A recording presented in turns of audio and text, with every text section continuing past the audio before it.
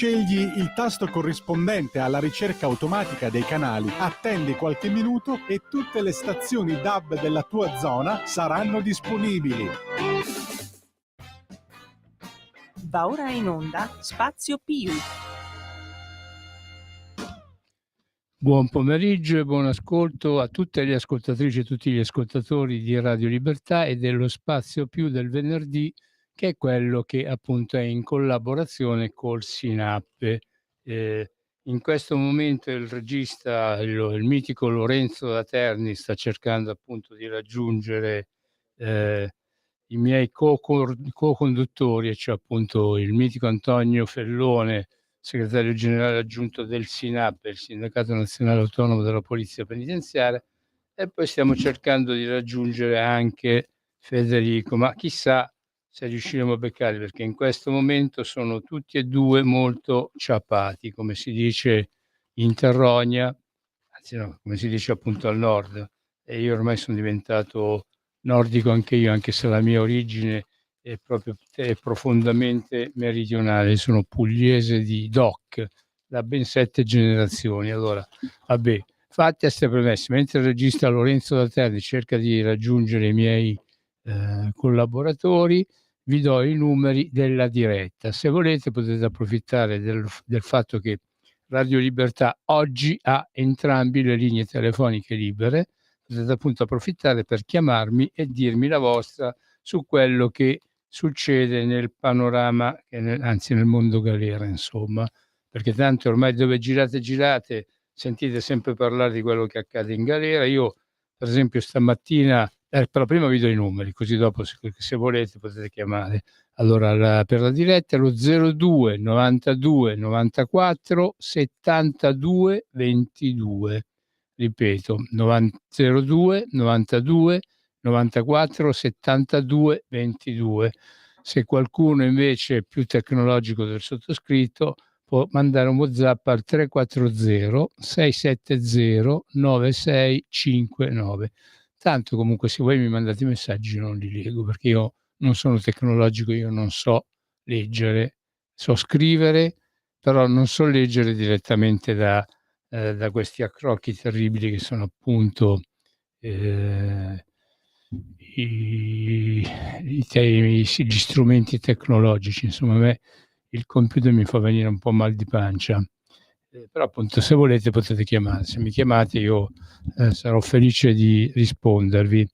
Vi dicevo appunto prima che dove in qualsiasi canale televisivo, radiofonico o giornali che voi appunto andate a guardare, viene fuori sempre la prigione. Io stamattina alle 9:28 esatte stavo viaggiando appunto sulla bretella nord della tangente che circonda Milano in direzione Varese, e chi t'ho sentito a Radio 24, ti ho sentito tra la trasmissione che fa un giornalista famoso di cui ora però non ricordo più il nome, ho sentito la europarlamentare Ilaria Salis. Hanno fatto un'intervista ad Ilaria Salis che appunto in pratica le dice: ecco, io ho conosciuto molto bene le galere turche, quelle italiane sto cominciando a conoscerle adesso, e ha fatto un accenno appunto al carcere di San Vittore, che a suo dire ha sul 200% di sovraffollamento. Ilaria non si è ben informata, se hai bisogno di notizie sulle galere italiane chiama lo 02 92 94 72 22, oppure se vuoi segnati sto nome, Mimmo Magnette, e segnate pure sto numero 339 11 700 21, quello è il mio numero e io c'ho l'acceso 24 ore su 24 ore. Chiama il sottoscritto e io ti potrò delucidare su tutto quello che è il mondo galera italiano, perché io il mondo galera italiano lo conosco molto bene, sono circa 7 anni che ho dato voce ai detenenti, non ai detenuti, e appunto in pratica ho conosciuto molto bene anche quelle che sono le problematiche delle prigioni italiane, nonché appunto conosco anche molto bene quelle che sono le problematiche dei detenuti. Perciò se tu hai bisogno di conoscere qualche cosa chiamami, chissà, capace ti posso anche invitare anche a quel radio. Io non ho preclusioni, non ho pregiudizi verso nessuno. Se vuoi posso dare voce anche a te, però a te darò voce il martedì, perché tu devi sapere che io faccio appunto informazione radio da ormai più di 20 anni in questa radio. Prima si chiamava Radio Padania Libera, poi si è chiamata RPL, ora si chiama Radio Libertà. Ecco, io in questa radio sono 20 anni che faccio informazioni, ho dato sempre informazioni appunto sui lavoratori autonomi, poi appunto da 6-7 anni a sta parte mi sono deciso a darla anche ai lavoratori dipendenti e in particolar modo appunto l'ho data agli agenti della polizia penitenziaria, oltre che anche a cappellani e anche personale civile volontario, assistenti. Ma mi dice il regista, il mitico Lorenzo da Terni, che abbiamo una telefonata, perciò diamo voce agli ascoltatori. Buongiorno, chi sei, da dove chiami? Da Milano. Prego, il tuo nome? Paolo. Paolo, prego Paolo, che ci vuoi dire? Hai tutto... Dunque io insomma sono sempre con tanta angoscia addosso per quanto riguarda un processo che sta avvenendo, che per me non mi sembra un processo normale, mi sembra più o meno un processo come si chiama della colonna infame, no? Mi riferisco al processo di Salvini. Ma è possibile che quest'uomo, questo processo è da 4 anni? A me mi sembra un supplizio. Questo però mi sembra proprio, può darsi che mi sbaglio, il processo che fu fatto a come si chiama, a Barbiere Moro nella colonna infame. Quindi volevo pregare il Presidente della Repubblica se può intervenire a fare qualcosa, ma per 4 anni un processo che per me andrebbe dato il premio invece. Paolo, perdona l'interruzione, tu quanti anni hai, Paolo? Che età hai? Io ho quasi 90 anni. Perdonami, e che lavoro hai fatto tu nella tua vita passata? Rompevo i televisori. Beh, un bel lavoro. Senti un po'. Quindi sono sempre angosciato, ma poi questo è un supplizio, non è un processo. Ma è possibile che il Presidente della Repubblica non vede queste cose? Mi sembra strano, a me mi sembra proprio un'aberrazione. A una persona andrebbe dato il premio, perché se non avesse fatto il suo dovere sarebbe per me un bastardo. Certo. Sarebbe andato contro la difesa dei nostri confini, che sono sacri, sono inviolabili. Io sono innamorato della mia Italia, per la mia patria, perché quando ero in Inghilterra a lavorare, ero giovane, avrei avuto 20 anni, no? Mi alzavo di notte per sentire la voce dell'Italia, perché avevo una radio vecchia, scassata, che avevo trovato appunto per sentire l'Italia. Quindi sono innamorato dell'Italia e ci tengo, va difesa l'Italia in qualsiasi modo. Invece qua processano uno, andrebbe processo la Carnala, perché ha tentato, lei ha sfiorato una tragedia, quella andrebbe processata secondo me. Invece non so come è andata a finire, quella andrà processata perché hanno tentato una strage. Grazie Paolo, grazie Paolo da Milano, ti faccio dare la risposta dal mitico Antonio Fellone, che è riuscito a essere raggiunto dall'altrettanto mitico regista Lorenzo da Terni. Antonio, buongiorno e benvenuto fra noi. Buongiorno Mimmo, buongiorno a tutti i radioascoltatori, telespettatori, grazie sempre a Radio Libertà per lo spazio e grazie al regista che ha avuto veramente pazienza, ma oggi purtroppo è così, dopo la seconda parte sarò in diretta via Skype, ma oggi è una giornata particolare, ma è una settimana particolare, come è un bel po' di tempo che è tutto così particolare. D'altronde lavori in un ambiente che è molto particolare, Antonio, ti devi prendere onori e oneri. Tu l'hai sentita la domanda dell'ascoltatore? No, sono entrato in diretta, ho sentito veramente gli ultimi 6 secondi forse. Questo signore si chiama Paolo, è di Milano, è un anziano ascoltatore che ha lavorato anche all'estero, diceva che ha lavorato anche in Inghilterra, e praticamente lui ha detto che ora sfascia i televisori, all'epoca invece aggiustava le radio. In Inghilterra ha trovato una vecchia radio, l'ha sistemata e lui accendeva la radio per sentire appunto la voce dell'Italia, la voce degli italiani.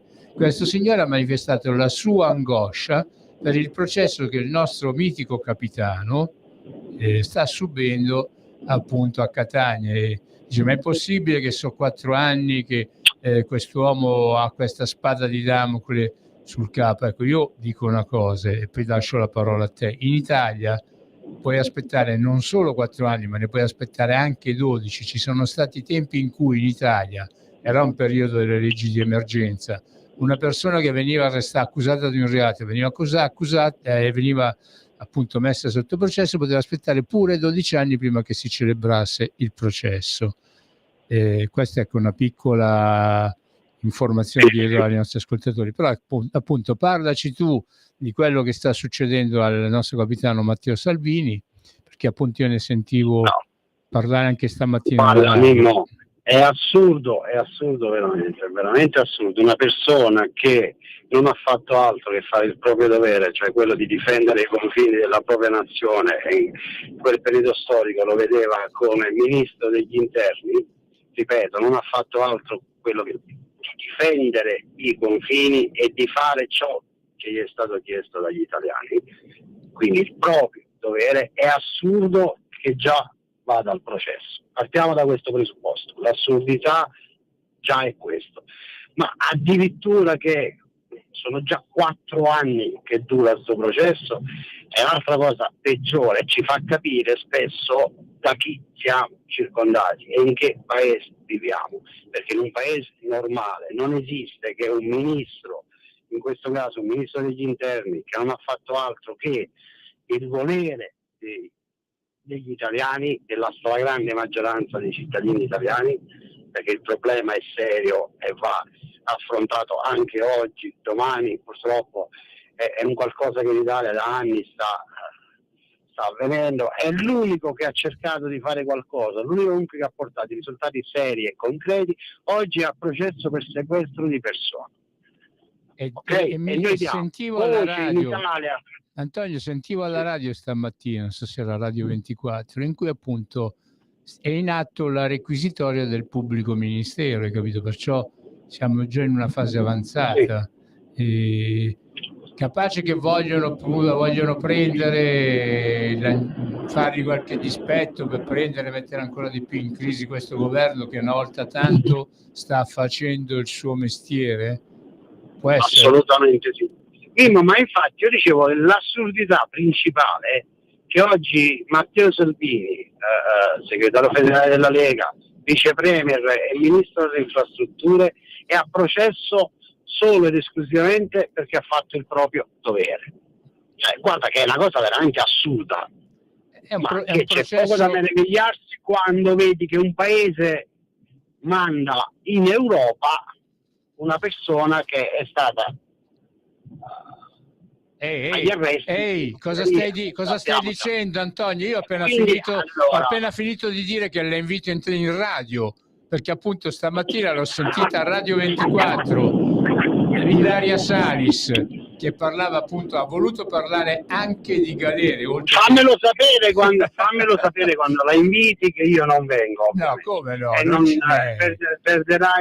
Perderai un ascoltatore, ma non credo uno. Vabbè, io ho ascoltato le dichiarazioni sul mondo carcere, e io, come dico sempre, secondo me del carcere deve parlare solo ed esclusivamente chi lo conosce, chi l'ha visto, chi lo vive realmente tutti i giorni. Gli altri zitti, perché quando aprono bocca fanno solo danni. E a noi non servono persone che parlano del carcere a prescindere.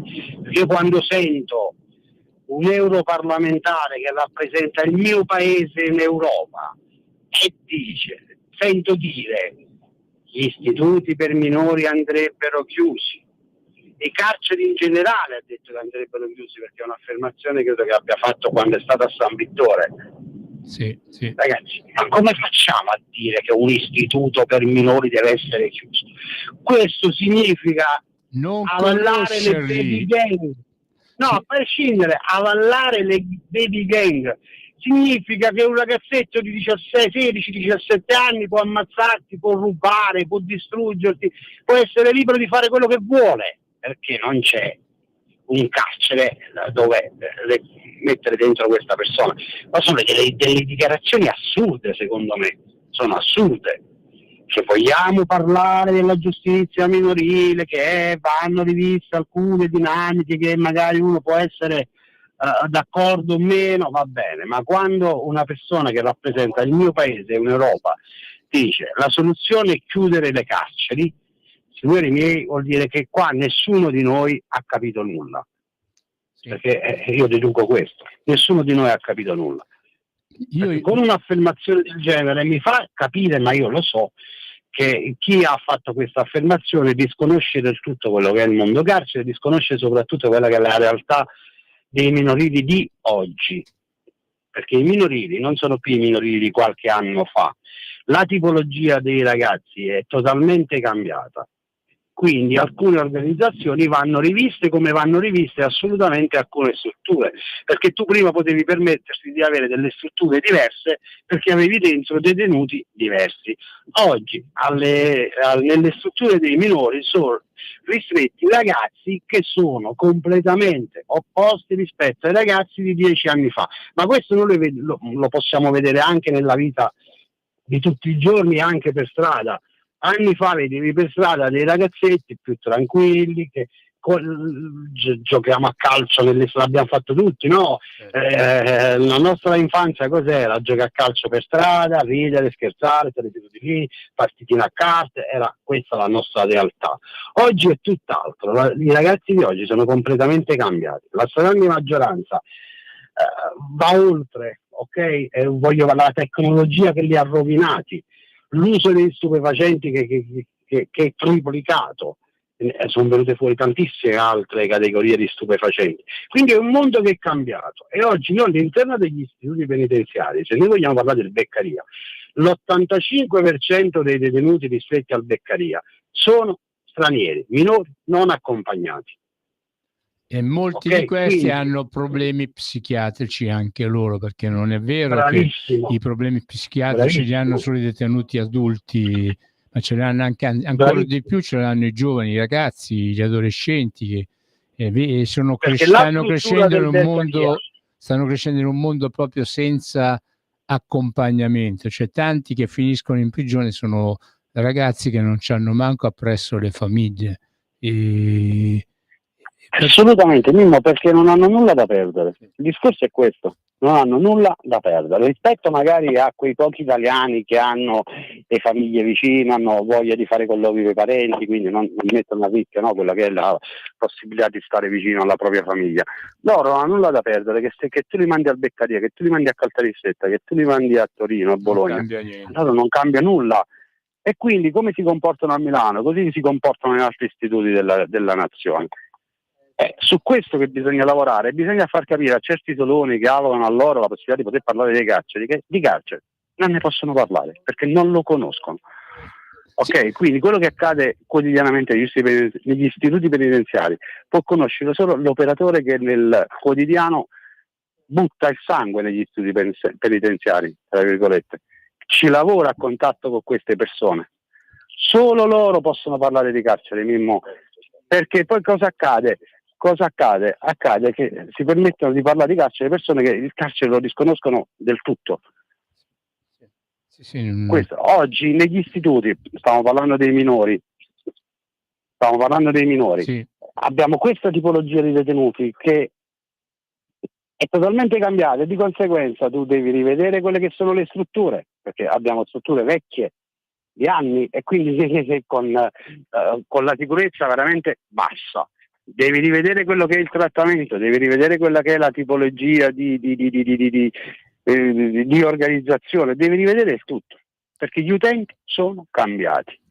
Sì. E la stessa cosa vale anche per gli adulti. I detenuti sono cambiati, abbiamo tantissimi stranieri, se non andiamo a vedere al nord ci sono istituti che si arriva all'80% di presenza di detenuti stranieri. Certo. Ed è difficilissimo far convivere tante etnie. È veramente dura e questo bisogna sempre dire grazie ai poliziotti penitenziari, grazie ai miei colleghi che nel quotidiano sono in prima linea a combattere queste cose, perché siamo tutti bravi a criticare, a dire ma è scappato quello da Avellino. Attenzione, facciamo un'analisi perché è scappato quello da Avellino o perché è scappato quello da qualsiasi altro istituto d'Italia. Facciamo un'analisi perché sta accadendo questo negli istituti, le varie rivolte o altro, perché evidentemente per anni si è dormito. E ad oggi tutto quello che non è stato fatto negli ultimi anni sta mettendo sotto sopra gli istituti. Sta facendo esplodere certo, tutto. Nonostante che da 2 anni che c'è in carica questo governo, io qualcosina ne so, visto che sono su Roma, e ha fatto tanto rispetto a quello che non è stato fatto prima. Sai cosa Però c'è una voragine, per riempire una voragine, Mimmo, ci vogliono degli anni, perché non è che risolvi il problema da oggi a domani. Sai Antonio cosa mi indispettisce? Che ogni tanto sento le dichiarazioni di Ellis Lane, che appunto in pratica dà tutte le colpe delle inefficienze, delle cose che non funzionano appunto a questo attuale governo, dimenticando appunto il nulla fare di decenni e decenni e decenni, perché noi abbiamo avuto in Italia la sinistra che, pur non vincendo le elezioni per tanto tempo, ha sempre governato lei. Stata al governo. Cioè, tante cose le potevano fare loro, non hanno fatto Mimmo, chi ha chiuso gli OPG? Il governo di destra? Sai che è stato un animale... È stata una falla che ha messo sopra gli studi penitenziari, perché non tutti sanno che all'interno degli studi penitenziari sono reclusi persone che non ragionano, persone che tu non ci puoi avere a che fare. E che manco i familiari li vogliono. Il problema è appunto... Quindi, bravissimo. Il problema è che accade che il collega che lavora in prima linea, una volta, 2, 3, deve subirsi la spudazzata, la spinta, perché questi non ti ascoltano, punto. Perché quando tu ti confronti con un detenuto sano di mente, un detenuto che rispetta le regole, il lavoro diventa molto più facile, ma quando devi avere a che fare con persone che non rispondono, non avvezze al rispetto delle regole, persone che comunque non rispettano l'istituzione, lo Stato, perché quando tu parli con un agente di polizia penitenziaria stai parlando con lo Stato, con le istituzioni, e quello è il messaggio che deve passare. E queste persone andrebbero rinchiuse in strutture adatte, in strutture comunque per essere curati. Ma il poliziotto penitenziario è un agente di polizia, non è un infermiere, né un medico né altro, non è psicologo, non è psichiatra, non è preparato. Certo. Quindi io la butto lì, togliamo la polizia penitenziaria dai reparti detentivi, dai, e lasciamo dentro solo i medici e infermieri. Io la butto lì, si può fare? Penso proprio di no, perché i medici, quando appunto i giovani appena si laureano in medicina se ne scappano dall'Italia. Perché... No, tu immagina questi con dentro un agente di polizia e non rispettano le regole, figurati senza poliziotti dentro. Quindi è quello che l'italiano deve capire. La verità è questa, non è più come una volta. Oggi fare il nostro lavoro è veramente difficile, devi avere delle capacità enormi, soprattutto comunicative, ma quando di fronte a una persona che recepisce, ma quando nella stragrande maggioranza dei detenuti di oggi hai di fronte una persona che non recepisce, cioè quello che tu dici, come si dice, gli entra da un orecchio e gli esce dall'altro. La difficoltà enorme del nostro lavoro oggi è proprio questo. Sì. Quando io a volte dico, ci sono i colleghi che la mattina si alzano e vanno a lavorare, devono pregare Gesù che tornano a casa tutto a posto. Qualcuno dice, vabbè dai, non è così. No, è così. È così. Certo. Purtroppo è così. Quando ti trovi a che fare, perché non bisogna mai fare di tutta l'erba un fascio. Io, come ho sempre detto, ci sono 3 tipologie di detenuti. No, c'è il detenuto che è il suo stile di vita, delinquere, vive la reclusione, tranquillo, rispetta ed è rispettato. C'è il detenuto che si trova lì per caso, per aver commesso qualche errore e quindi riesce a gestirlo, ma c'è la terza tipologia di detenuti che sono persone che tu non puoi gestire, ma non perché non vuoi, ma non puoi realmente perché non sei preparato. Perché sono persone malate che non possono stare nelle strutture penitenziarie. Bisogna creare delle strutture apposte e metterci dentro queste persone e farli curare da persone preparate. Perché il poliziotto non può fare il medico come il medico non può fare il poliziotto. Le strutture apposite sarebbero le REMS, no? Di quei luoghi appunto in teoria per una certa politica dovevano essere le REMS, ma sono poche, piccole e chiuse. Quindi di cosa stiamo parlando? Io ripeto, bisogna secondo me studiare la soluzione per poter aprire delle strutture, creare delle strutture dove mettere dentro queste persone e curarle, perché è l'unico modo per poterle gestire. Perché ma quante volte Mimmo ne vediamo ai TG le scene di queste persone nude con in mano di tutto e di più coltelli, macete, che aggrediscono le persone in mezzo alla strada, li arresti e dove li porti? In carcere, e quelli li devo gestire io, a mani vuote. A mani nude. Antonio, non è che le vediamo solo in televisione, fuori il collega c'è il taser, Mimmo, ricorda, fuori il collega c'è il taser che è un'arma. Noi dentro siamo a mani nude. Spesso dobbiamo stare attenti, perché se fai una mossa sbagliata rischia addirittura con l'attuale norma di essere incriminato per tortura.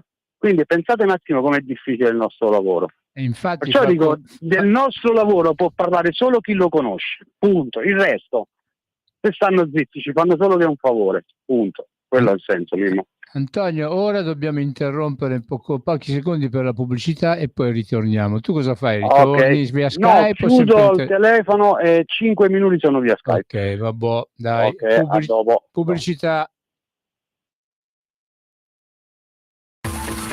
Ehi tu, non trovi più il segnale di Radio Libertà sulla tua radio DAB? Non disperarti, risintonizza! Sì, ma come? È facile, tasto menu, poi scegli il tasto corrispondente alla ricerca automatica dei canali, attendi qualche minuto e tutte le stazioni DAB della tua zona saranno disponibili. Stai ascoltando Radio Libertà, la tua voce libera, senza filtri né censure, la tua radio.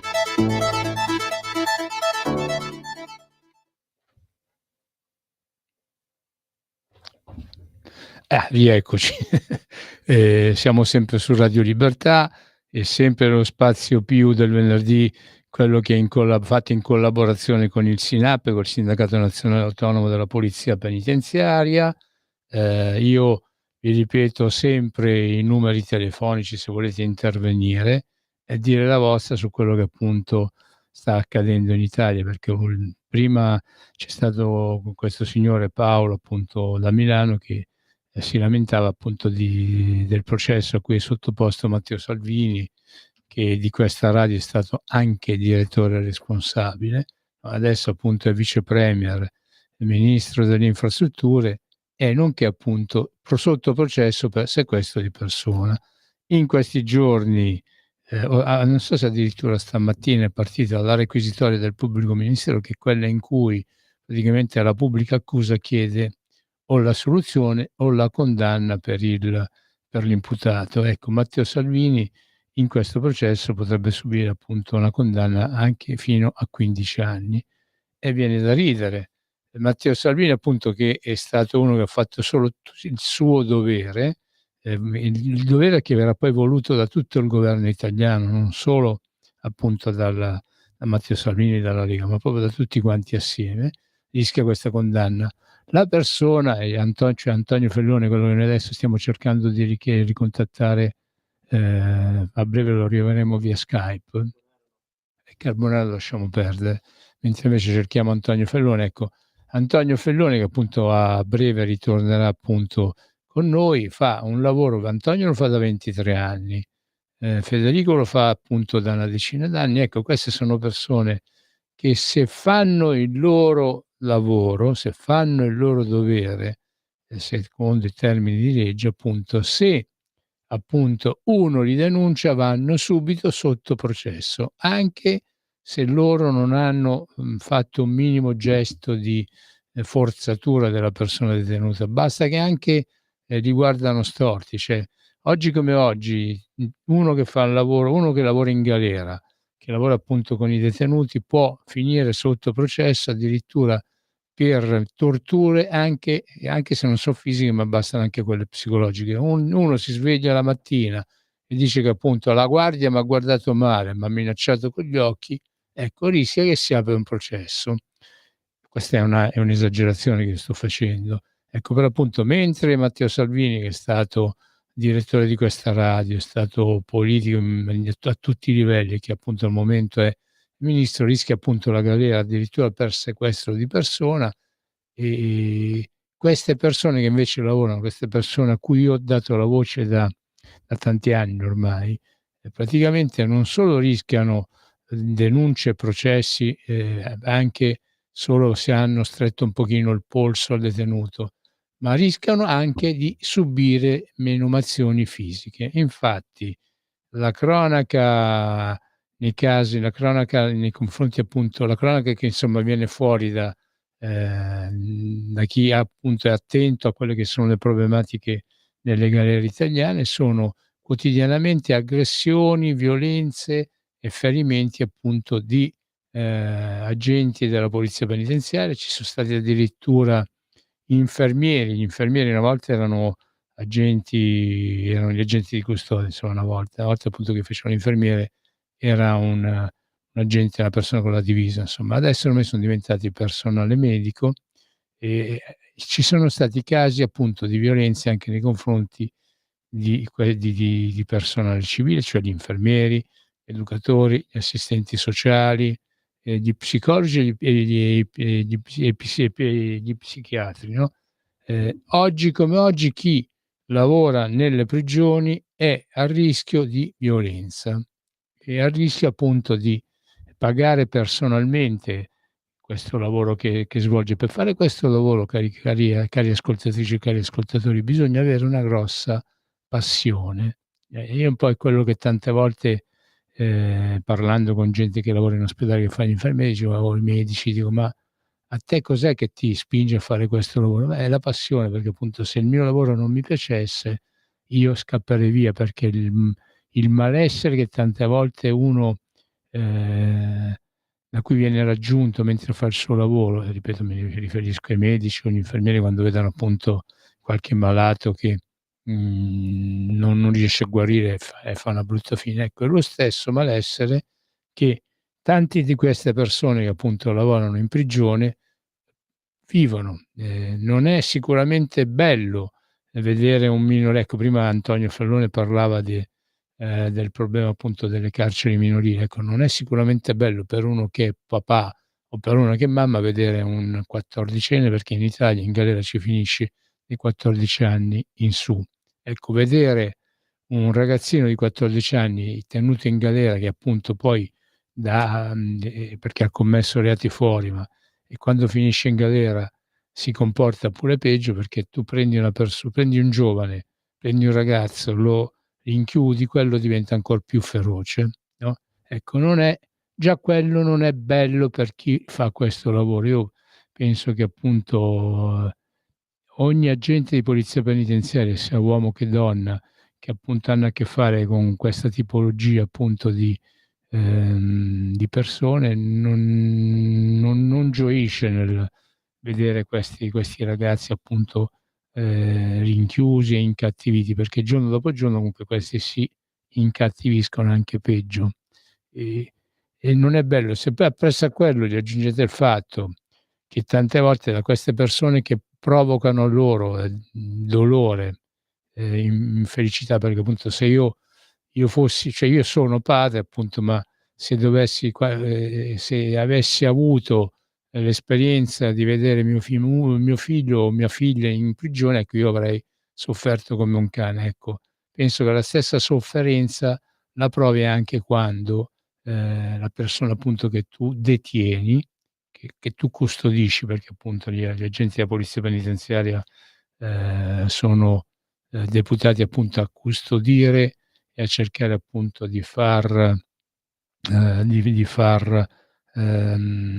recuperare appunto il giovane a ragionamenti appunto più consoni al vivere civile, insomma, in maniera che appunto un domani finita la pena, quando esce si trova la sua strada e cerca appunto di non ricadere. Il problema invece è che oggi, quando uno finisce in prigione e soprattutto se si tratta di minorenni, il futuro è solamente pieno di ulteriori carcerazioni, di ulteriori reati, ulteriori carcerazioni, perché quando un ragazzino viene liberato dopo aver scontato la sua condanna, va bene, okay, mi dice il mitico Lorenzo da Terni, il mitico nuovo regista, che Fellone oggi ce l'abbiamo solamente appunto via telefono. Antonio, Ci sono, ma bentornato. è vero perché non va Skype, non va Vabbè. Skype, quindi continuiamo telefonicamente. Meno male che abbiamo i telefoni, perché qua tempo fa, quando andava Skype, invece non andavano le linee telefoniche. Insomma, comunque le nostre sono trasmissioni combattute. D'altronde, come stavo dicendo prima alle nostre ascoltatrici e ai nostri ascoltatori, l'argomento che noi trattiamo in questa trasmissione del venerdì sono argomenti che appunto fanno male un po' allo spirito. Stavo cercando di spiegare qual è lo stato d'animo che vivete voi della penitenziaria, ma anche il personale civile che si occupa appunto di custodire e cercare di rieducare appunto questi sia i minori che gli adulti, ecco, uno non lo fa con allegria, no? Cioè la tristezza che voi riscontrate nelle prigioni ve la portate anche un po' a casa, o sbaglio? No, Mimmo, allora bisogna un attimo comunque sempre scenderle le cose. All'interno degli istituti penitenziari negli ultimi anni la situazione, come ti dicevo prima, è completamente cambiata, perché abbiamo a che fare, lo ripeto, con una tipologia di detenuti completamente diversa. Abbiamo a che fare con istituti che l'80%, cito Como, cito Cremona, ma anche lo stesso Brescia, la stragrande maggioranza degli istituti del nord si ritrovano partendo dal 60 all'80% di detenuti stranieri, e quindi questa tipologia di detenuti non è di facile gestione, e se riusciamo comunque nel quotidiano a far convivere tante etnie è solo grazie veramente alla vostra sensibilità, soprattutto, perché oltre che il sacrificio, ai grandissimi sacrifici che fa il personale che lavora in prima linea, quindi io parlo di polizia penitenziaria in primis, ma anche di altri operatori, perché come dicevi anche tu non bisogna mai dimenticare che all'interno degli istituti penitenziari ci lavorano anche altre figure, i funzionari giuridici pedagogici dall'area sanitaria, psicologi, psichiatra, psicologi, quindi sono tante le figure che lavorano all'interno degli istituti penitenziari. È una situazione che è totalmente cambiata. Bisogna ovviamente adattarsi e cercare di rivedere alcune dinamiche.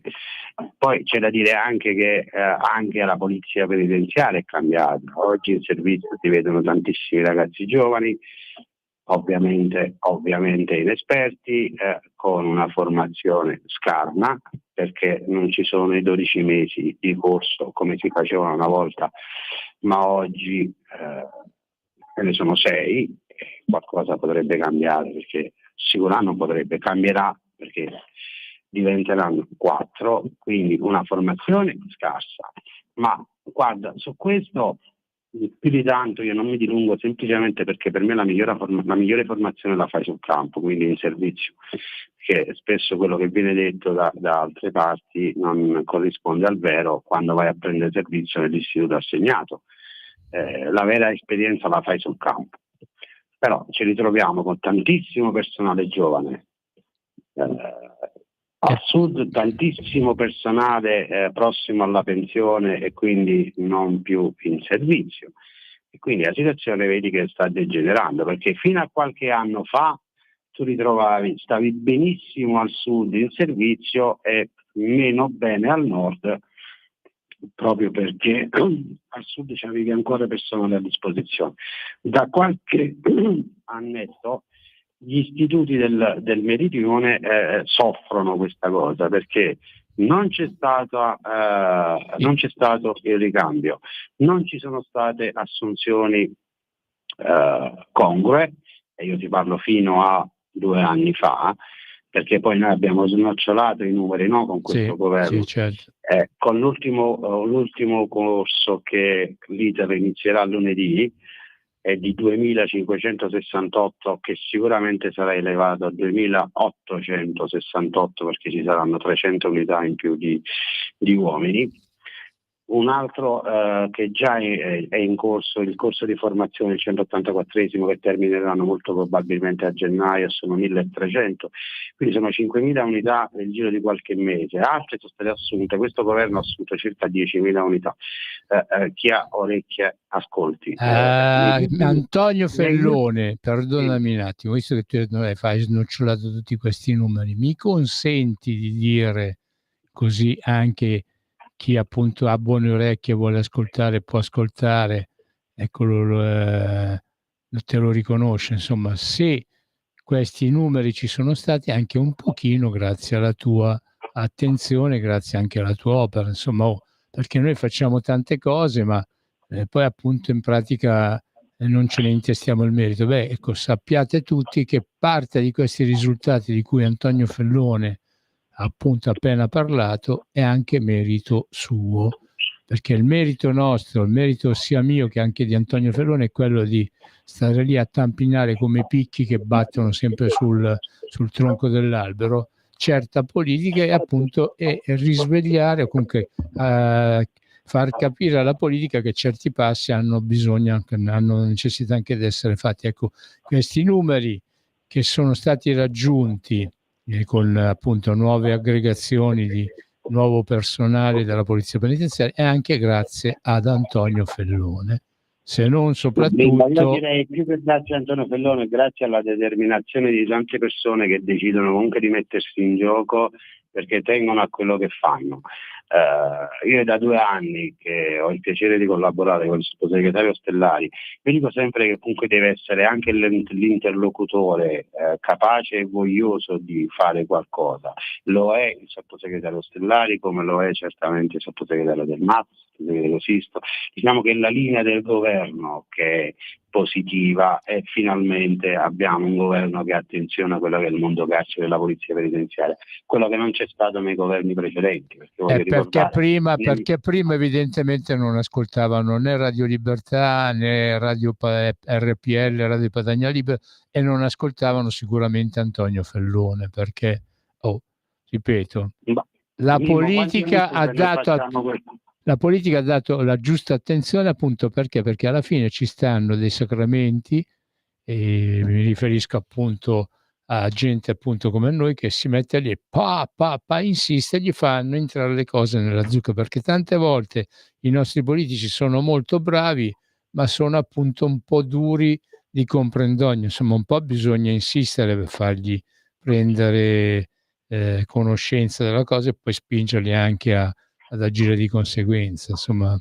Ma sai cos'è? Noi sono anni che facciamo questa trasmissione, credo, se non ricordo male sono 8 anni. Sì. In 8 anni noi abbiamo iniziato dicendo sempre e solo la verità, e se tu ricordi bene il primo in assoluto che per anni e anche oggi è stato sempre vicino al nostro corpo è il ministro delle infrastrutture, vice premier e segretario federale della Lega, Matteo Salvini. Con Matteo Salvini abbiamo avuto l'opportunità di girare tantissimi istituti. E lui ha conosciuto la realtà, e posso dirlo anche oggi, è la cosa che mi inorgoglisce, che quando Matteo Salvini andava e va negli istituti penitenziari è andato e va solo e esclusivamente per la polizia penitenziaria. Basta andare sui vari social oppure sui canali YouTube per andare a vedere quando Matteo Salvini è andato a Santa Maria, in altri istituti, anzi spesso qualche giornalista sinistroide lo accusava, basta ascoltare le interviste, che lui andava negli istituti solo e esclusivamente per la polizia penitenziaria. Oggi se li senti su tutti i difensori della polizia penitenziaria e tutti che hanno attenzione verso il mondo carcere. Cioè, secondo me questo non è altro che il frutto di anni di reale attenzione e vicinanza. Lo dicevamo prima, no? Una persona che ha fatto il proprio dovere, quindi il ministro, all'epoca ministro degli interni, e anche all'epoca vice premier Matteo Salvini, ad oggi sono 4 anni che al processo rischia 15 anni per sequestro di persona solo e esclusivamente per aver fatto il proprio dovere. E quindi questa è l'Italia, è l'Italia che manda, come dicevamo prima, in Europa una persona che ha avuto problemi all'estero, è una persona che ha delle idee completamente diverse da quella che abbiamo noi. Antonio, però volendo, noi l'abbiamo dimostrato, volendo si può anche cambiare, si può anche ottenere risultati positivi, no? Io per esempio mi rendo conto che tramite te io ho intervistato tanti altri tuoi colleghi che stanno su e giù per l'Italia, situati, collocati in diverse prigioni italiane. Io ho sentito appunto una voce nuova, una voce appunto energica, cioè quelli che tu mi hai portato in radio, i tuoi colleghi che tu mi hai portato in radio appunto dimostrano di essere persone capaci, persone sensibili, e da questo che appunto bisogna cominciare. Insomma, chiaramente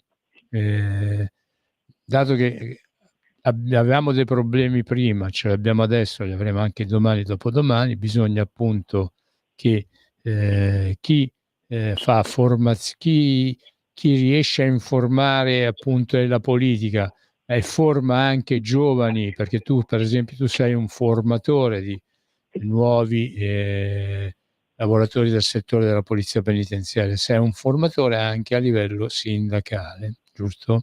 Ecco, bisogna appunto bisogna trasmettere questo impegno, la capacità di questo impegno, il piacere di questo impegno, perché più uno si impegna e più ottiene risultati per sé e pure per gli altri.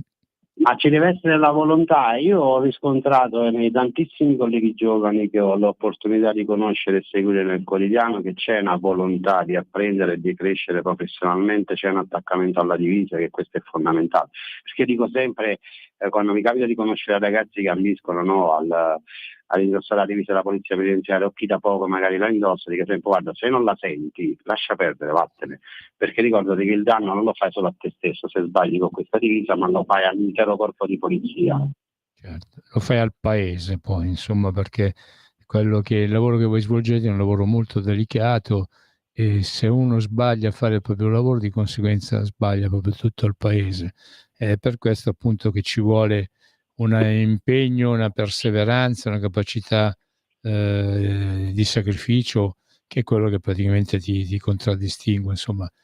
Però fortunatamente, Mimmo, io riscontro questa volontà, questa voglia di fare, di crescere, di apprendere, e comunque l'orgoglio di indossare la nostra divisa. È ovvio che chi non ha voglia e chi non sente queste cose dentro è meglio che se ne va, perché come dicevo prima il danno non lo fa solo a se stesso, ma lo fa a 40.000 persone che comunque nel quotidiano fanno i sacrifici per poter fare la propria professione.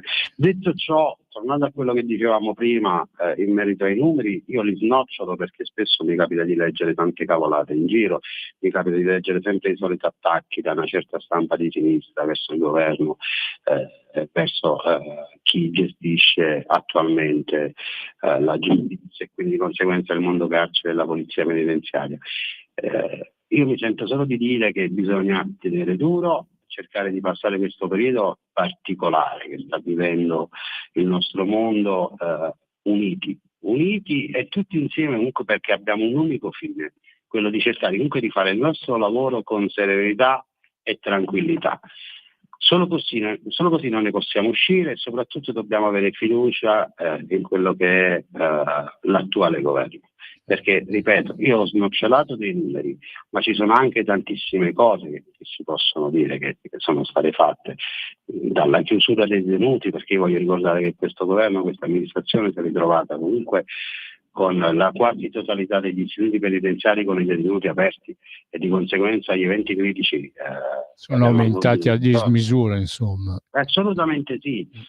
Guarda, basta guardare i numeri e ti accorgi che con la chiusura, chi l'ha attuata realmente, perché poi bisogna sempre verificare, perché in tanti istituti ci sono direttori che o non l'hanno attuata o l'hanno attuata a modo loro, e anche su questo bisogna fare delle verifiche, perché poi ti capita di vedere l'evento critico di un detenuto che doveva stare chiuso in cella, ma chissà perché a quell'ora non era chiuso in cella e stava a fare i fatti suoi, e di conseguenza ha avuto l'opportunità di aggredire il povero cristiano collega di turno che lavorava in quel reparto. Oppure quando ti trovi a che fare con detenuti psichiatrici, con detenuti che non apprezzano il rispetto delle regole, e di conseguenza aggrediscono il personale, ma aggrediscono anche altri detenuti, perché va fatto anche questo discorso.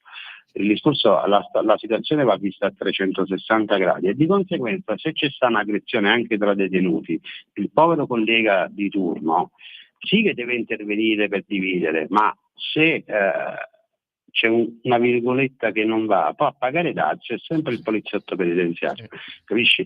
Quindi è lui che poi deve cercare di uscirsi da questa situazione, perché al detenuto poco gliene frega. È quello che ho detto nel momento in cui tu avevi staccato da una telefonata cercando appunto di fare il passaggio su Skype. No, io ho detto appunto che è vero che Matteo Salvini sta sotto processo per questo e quest'altro, però è anche altrettanto vero che ci sono gli operatori del settore galere italiani, poliziotti penitenziari, anche tutti quelli che a vario titolo lavorano nelle prigioni, che rischiano anche di essere oggetto di violenze. Certo. E noi diciamo che adesso con l'approvazione che dovrebbe andare settimana prossima dovrebbe essere approvato tutto, ci sono delle novità anche per quanto concerne il nostro mondo, no? Dal reato di rivolta, e direi finalmente, perché chi fa una rivolta poi si deve assumere responsabilità, dalla tutela legale per la polizia penitenziaria, per le forze di polizia in generale, noi in questo caso parliamo di polizia penitenziaria. Voglio ricordare che questa è una cosa fortemente voluta dalla Lega, da Matteo Salvini, dal sottosegretario Stellari, dal sottosegretario Molteni. Questa è una cosa fondamentale, perché ad oggi il collega che si ritrova in una situazione particolare è costretto ad anticipare i soldi, no? i soldi, Sì. lo dicevamo la volta scorsa. Invece con questa nuova norma sarà gestito tutto da parte dell'amministrazione e solo dove vi sarà una Responsabilità penale, personale, una allora. responsabilità penale, Certo, certo, poi sarà il certo. collega a restituire i soldi. E questa è una cosa ottima, perché spesso i colleghi vengono indagati e spesso viene tutto archiviato, però nel frattempo tu devi tirare fuori i soldi per le spese legali. Invece con questa nuova norma il collega sarà tutelato dall'amministrazione, dallo Stato, dal governo, perché tra l'altro voglio sempre ricordare che chi indossa una divisa all'interno di un istituto penitenziario o per strada comunque rappresenta lo Stato in quel momento, è un'istituzione e per questo va rispettato e soprattutto tutelato.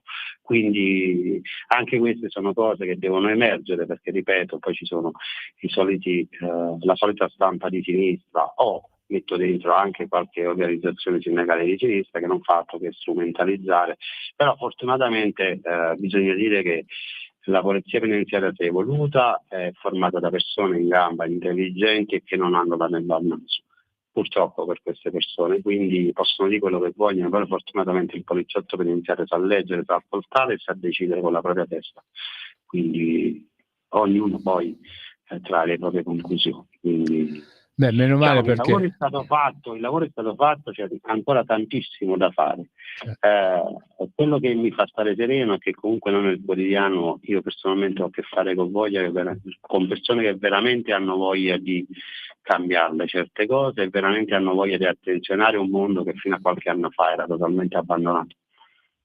e questo è giusto, cioè, anche perché appunto deve essere così, non è possibile che appunto uno venga buttato nella gabbia dei leoni e lasciato lì solo a se stesso, no? Perché io mi immagino chi fa il lavoro appunto di agente della polizia penitenziaria, uomo o donna, praticamente come i martiri cristiani che venivano buttati nell'arena e poi venivano lasciati entrare dentro i leoni, perché questa è la situazione. Noi per esempio di questo dobbiamo dare un nome e cognome a chi ha combinato parte del disastro, cioè la chiusura degli OPG e perciò il riempimento delle prigioni italiane di tanta gente malata di mente, la dobbiamo appunto a Ignazio Marino, quello che appunto era stato anche sindaco di Roma. Chi appunto ha chiuso gli OPG è stato Ignazio Marino. Ignazio Marino era un medico, mi pare che fosse, non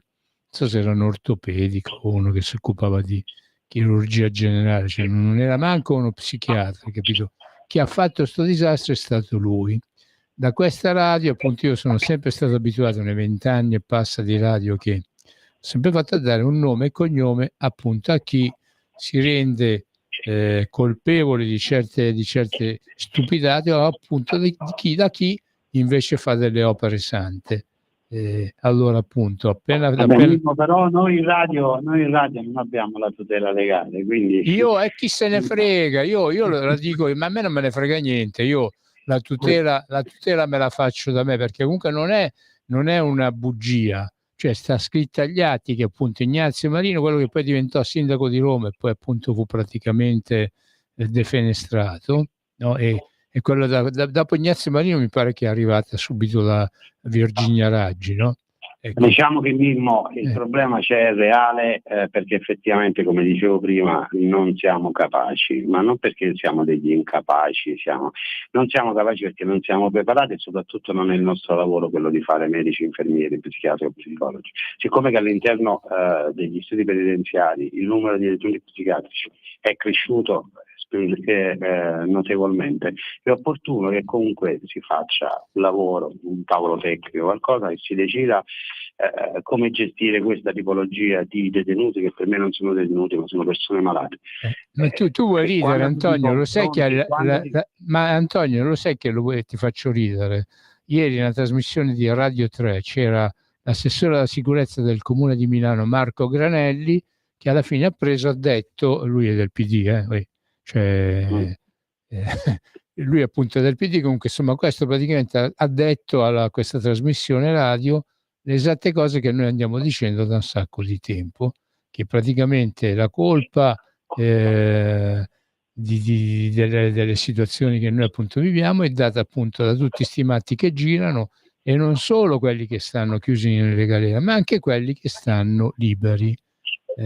Guarda, lo dicevo prima, Mimmo, quelle scene che noi vediamo per strada, e ti ho detto, a me capita spesso di vederle perché purtroppo su Milano la situazione a livello di sicurezza è veramente critica. Vediamo tutti questi personaggi che girano nudi o con i macete, con le mazze, con i coltelli, e spesso interviene la territoriale, però bisogna sempre ricordare, fortunatamente, che la territoriale ha come arma il taser ed è veramente un grandissimo deterrente. Noi nei reparti detentivi abbiamo le mani nude e di conseguenza quando ci tocca affrontare questi energumeni, perché spesso sono energumeni, gente che non ha nulla da perdere, il rischio concreto che tu non possa uscire a pezzi è reale.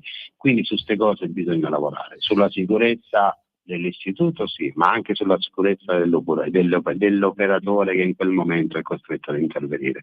E noi continueremo a lavorare su questo argomento, perché noi continueremo a lavorare, noi ogni venerdì appunto saremo sempre qui.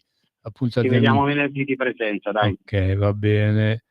Grazie. Antonio Fellone, segretario generale aggiunto del SINAP, nonché valido collaboratore del sottosegretario Andrea Ostellari, ha partecipato anche oggi a questa trasmissione radio in cui abbiamo parlato del mondo delle galere, ma di quello appunto che in pratica vivono chi ci lavora nelle prigioni, e siamo sempre qua, saremo qua anche venerdì prossimo. Antonio, vai tu con i saluti, dai.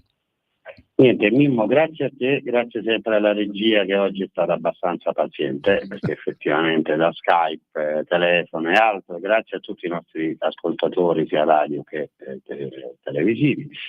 Un saluto a tutti i colleghi e, come dico sempre, viva la polizia penitenziaria, viva il SINAP, buona serata a tutti. Avete ascoltato Spazio Più.